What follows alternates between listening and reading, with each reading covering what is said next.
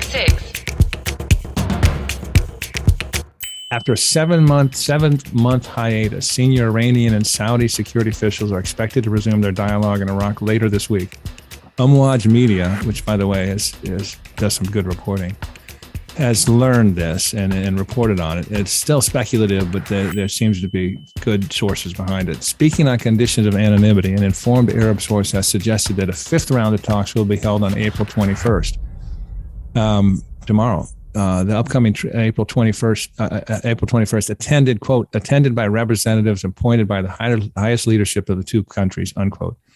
The upcoming meeting will be a, quote, 3 or 4 hour session, unquote, held at the same venue as previous rounds of talks.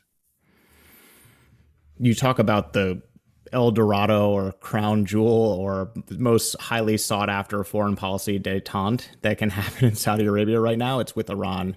I don't know a lot about this, but this seems definitely like progress in the right direction. 100%. And it's better they're talking than not. It's better they're talking civilly than not.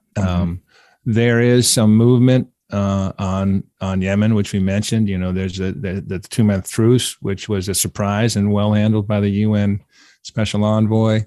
Leadership change, again, engineered by the Saudis, that brought together, moved out Hadi and brought together a bunch of, I think, 6 or 7 different anti-Houthi factions, and with the mandate to try and find a political solution. I also add, there was, again, in today's Sustic Review, this is third time, and it's because it's amazingly good curated source. I mean, it's read by, it's got 20,000 subscribers. It reaches 250,000 viewers. It's 250,000 views a month. People like it. People value it.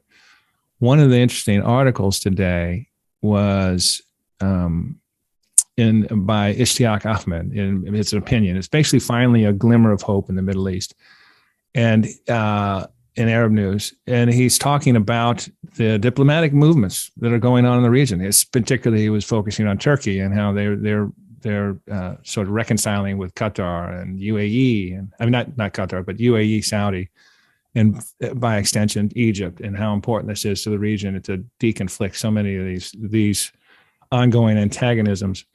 Obviously, the rift between Iran and Saudi Arabia runs deep, and it will probably never be fully bridged.